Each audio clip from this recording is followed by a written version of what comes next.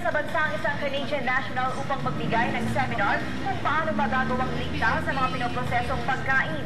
Baka tutulong din kung inilinya sa global standards ang gagamitin ng mga negosyante. Nagpapatrol, Ernie Manyo.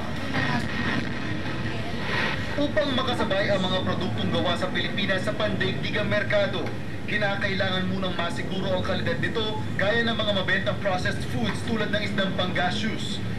Kung kaya, iyon ang Canadian national na si Yvonne Bertrand upang magbigay ng mga bagong pamamaraan sa pagtiyak ng kalinisan at kaayusan ng kondisyon ng mga pinoprosesong pagkain.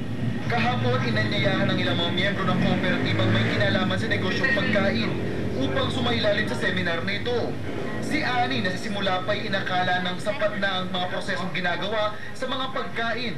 Kung kaya na sorpresa siya sa ibinahagi ni Bertrand.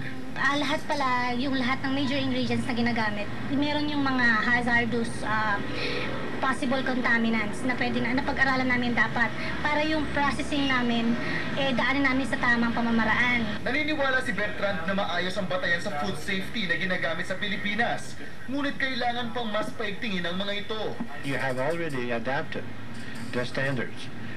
The big concern, the big issue that you have, once you have written those standards, the next step is you have to implement.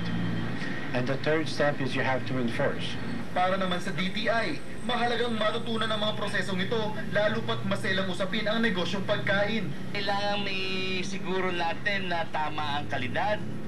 Ito ay hindi makakaapekto sa kanilang ng negatibo sa kanilang kalusugan at sa kanilang safety, no? Akala man ito'y pagkatapos sila bigla na lamang tumimbuang diyan, hindi maaari yun.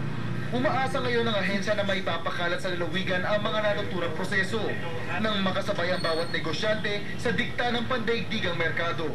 Ernie Manyo, Patrol ng Pilipino.